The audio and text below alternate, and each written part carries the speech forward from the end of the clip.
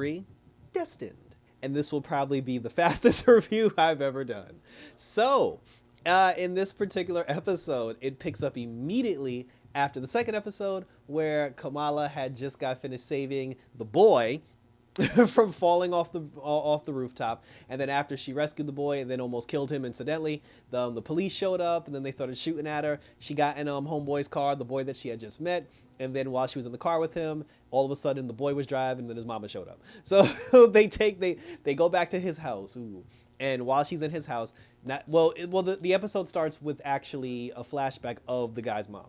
It takes us to back in British Columbia. Was it British Columbia? Yeah, I think it was British Columbia. Back in like the 1940s, where the mom and Kamala's great-grandmother, they were with some other people, and they were inside of a tomb or a temple looking for a mysterious item. It was the bangle. They found the bangle, and then when they found the bangle, Kamala's ancestor was the one that put the bangle on. Now, noticeably, while they were talking about the bangle, someone specifically said there's supposed to be 2 of them. Remember that, because I feel like that's going to come into play at some point down the line. They said that there was supposed to be 2 of them, but they only found the one. And then there was about to be a cave-in where I guess like the British Army was coming in for him. Kamala's ancestor, she put the bangle on. She hugged, the kid's mom. And then after that, the 2 of them separated. And then they said that they never saw her again. So now they told Kamala that the rest of them, because again, there was like 4 or 5 of them. They told Kamala that we never saw your grandmother again, your great-grandmother again till after that. We thought that she had gone lost into all the chaos. But then they said that when you put the bangle on, she was like, it called out to us and we sensed its power. So I was like, all right, so this is getting a little interesting, and then that's when Kamala had asked, she was like, so where are you guys from? And they said that we're not from here, we're from a different dimension. Even when the conversation of the 2 great-grandmothers had their conversation, she even said like, this is the only way that we're going to get home. They were supposed to use the power of the bangle to get back to where they come from. And then when Kamala asked, she was like, well, where are you from? They said they're from the Nord dimension. They're from a different dimension, and they're from the Nord dimension. For some reason, now that they're on this earthly plane, they live forever. They don't, well, I guess they don't age. And that was weird. That's weird. Because if they don't age, that means Kamala's great-great-grandmother should still be alive. And not only should she still be alive, because she looked young as hell when she was in that temple. And because they said that because they're from a different dimension on the earthly plane, they've been known as like different things throughout the course of history. But here she's like, we're known as the Jinn. And that's when she was like, wait, did you say the Jinn? Because the Jinn is like a mystical tale of like demons or like magical beings or creatures. They said later in the episode that they've been referred to as genies. So that's like I don't want to use the word ghost, but that's like their spiritual like magical beings.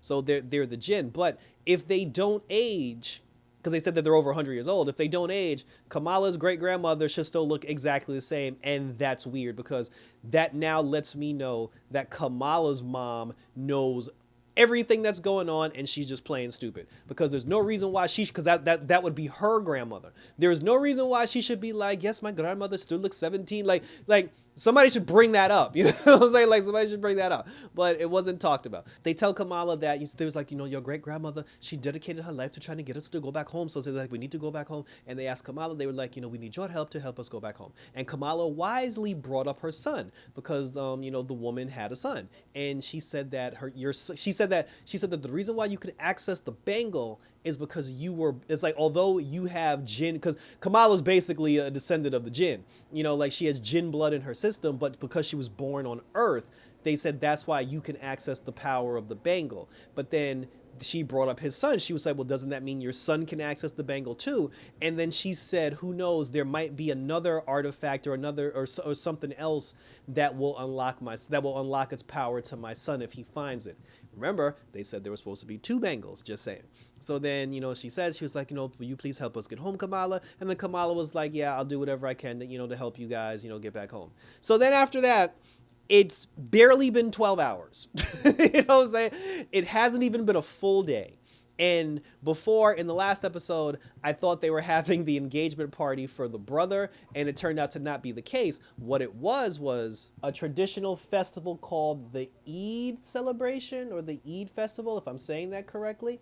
And with that being said, thank you to Kita Mora from Tokyo. I hope I said that correctly. Thank you for pointing that out, because I was definitely confused. So now we are actually having the wedding ceremony in this particular episode. So the wedding is going on, and the son, I can't remember the son's name, but the son, she, like, Kamala had texted him and she said, listen, I want to help you guys get back to your dimension, but I got to do my brother's wedding first. So he was like, don't worry about it, holler at your boy. He said, take care of your family, BI, and holler at me when everything's said and done. So then we have the wedding. The wedding was beautiful. The wedding was gorgeous. And I say this over and over again. One of the things about this show that I definitely love is learning about the culture, seeing the dances, seeing the tradition. I like the fact that in the episode, Bruno actually asked somebody about one of the traditions where the two married couples put their heads together. I'm glad they're not doing a thing where they're just showing us the culture and nobody's explaining anything. I like the fact that they're actually asking questions, because there are a lot of questions, and then and it's also nice, I got to point this out too, because the brother married a black woman. I mean, she could be Muslim too. I'm not sure if she's Muslim or if she's just African American, but she appeared to be African American because she didn't know anything about the customs either. Like, when everybody was doing the dance thing, she was the only one that was just like, I don't know how to dance. And that was actually a pretty cool scene. I like the fact that she's black and she's marrying someone, from Pakistan. I'm glad that they normalized it and they didn't make a big deal out of it, to the point where there's this big family struggle because it's oh, you're ruining the bloodline by marrying this black woman. It wasn't like this whole big racial thing. It's the two of them found each other, they loved each other, they got married, the end. So that was cool, because like I said, you rarely see that, especially when it comes to certain cultures mixing with other cultures. You never see Pakistani, Desi, Indian, Bangladesh. You never see situations where they're married to black people. We often see different types of interracial situations. That's a rare interracial situation. So like I said, it was just nice to see that, and it was also nice to see that happening in a normal environment, in a normal setting. So kudos to the show for that. So we're at the wedding, and now again, the jinn, they basically told Kamala, hey, we need your help to help us get home. Kamala said, she literally said, I'm going to help you. I just have to do my brother's wedding first, and then I'm all yours. I got your back. It hasn't even been a day, and the mom was just like, oh, we're going to go to the wedding, and we're going to take the power from Kamala. And then the son was like, Mom, she's doing a wedding. Can we just give her a day to, and here's the problem from a Marvel show standpoint. This is why 6 episodes isn't enough it's not enough time to explain things, because we should have gotten more time learning about the jinn.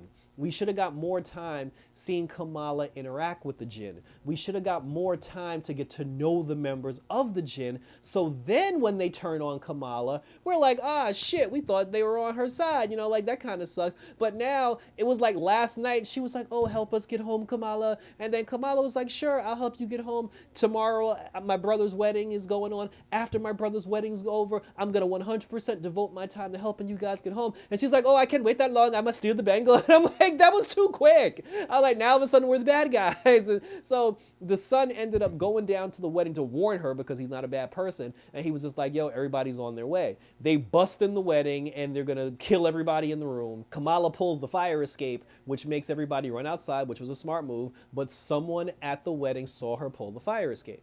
And while she was trapped in because she was trying to divert the attention away from the people. So Kamala's trapped in there with the jinn. The jinn are fighting her. She's basically using the bangle as a blocking mechanism, and I'm happy for that, because Kamala's not a hero. She's not a hero. There is nothing heroic about her. I don't even buy the fact, I buy the fact that she's a Captain Marvel fangirl. I buy that.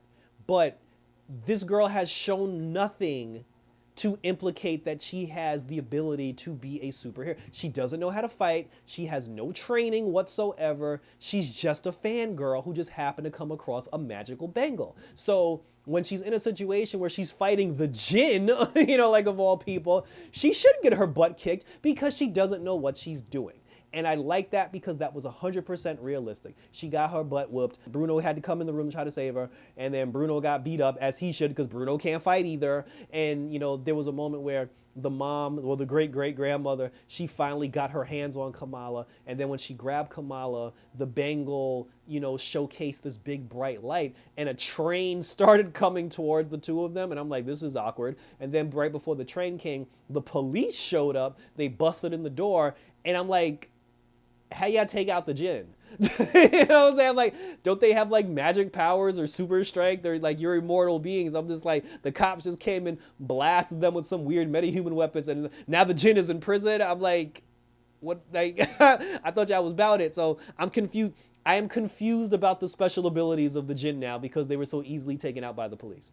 Kamala and Bruno snuck out through the back door, and when they snuck out through the back door, Kamala's female best friend, who did win the political race to become a member of the board of the mosque, she came around the corner and she saw Kamala use her magic power to close the door. And then she was just like, oh my God, Kamala. She was like, you're the person that's going around, in the costume and everything, this, that, and the third. And then she was like, why would you not tell me that? And I'm like, yes, Kamala, why did you not tell her that? Because I've been saying from day one, there is no reason why this girl should not have known. You told Bruno. You know what I'm saying? Like, you told Bruno. You told the boy with the djinn mama. There was no reason why that girl should not have known. And this is one of those rare moments where I'm going to completely support the friend's decision of being angry, because again, there was no reason for her not to know everything that's going on. But now Bruno got to explain to her, and Kamala got to explain to her. Kamala ran home. When Kamala ran home, her mom and her dad confronted her immediately because they were like, where the hell were you? And then the mom did a 180, because usually the mom is very like, militant and very like, just do what we say and shut up, Kamala. But this time she was just like, oh, we're your family. And she's like, we can't help you if we don't know what's wrong. So please tell us what's wrong, Kamala. And then Kamala was like, I can't tell you. And I'm like, okay, so you just admitted something is wrong, but you just don't want to say it. So then she went to her room. And then while she was in her room, her grandmother called. And then her grandmother was just like, oh, you and your mother need to catch a flight and come home immediately. And then she was just like, why? She was just like, because of the train. She's like, didn't you see the train? And I'm like, if the grandmother saw the train, and if the grandmother saw the train and she was all the way in her home, like in her home country, and Kamala saw the train, her mom saw that train. That's why her mom greeted her at the door and was like, oh, just tell me what's going on. Her mom saw that damn train, because her grandmother specifically said, you and your mother, not your dad, not your brother. She said, you and your mother need to come home immediately. So hopefully now, that was it. Thank you for tuning in. So hopefully now the show will seriously pick up, because we're going home. And when we go home, I want to see the great-grandmother still looking 25. And I hope we get some, I just want explanations. Like, give us a full-blown explanation, because we only got 3 episodes left, people. So we need to hurry up with the, like with the storytelling. I hope the grandmother explains it all, and the djinn are obviously going to break out of jail at some point, and they're probably going to fly to the, to the homeland, and they're going to attack her over there. Like, Bruno made Kamala a mask, which made no sense at that point in time. But we'll see what happens. Like I said, I just want the story. Just tell us the story. Tell us where the grandmother fits in and why she. And then like the djinn grandmama, she was just like, oh, because when she tried to steal the bangle from Kamala was like, oh, why are you doing this? I thought you and my mom were friends. She's like, I'm not friends with people who betrayed me. So she feels like her grandmother betrayed her great grandmother betrayed her for some reason, and I want answers for that too. So with that being said, I guess I am interested in the storyline, but I'm not happy about the 6-episode format, because again, it feels like now we're gonna rush everything just to get to the end. But we'll see what happens. Share your questions, comments, and or concerns down below. Hit me up on Twitter and or Instagram, always on YouTube, where you can leave your comments. Hit the notification bell so you can get notified when my videos pop up, especially my episode 4 review of Ms. Marvel. And we also got Superman and Lois and The Flash currently on the channel. And next week, we're doing the season's finale of Superman and Lois and The Flash as well. So check that out. As always, I'm here for it. Love all the superhero action, and we will continue to review it. So thank you for tuning in, guys. So till next week for some more Ms. Marvel action. Take care. Get ready to return home to the motherland. And until next time, I'm out this. Bye.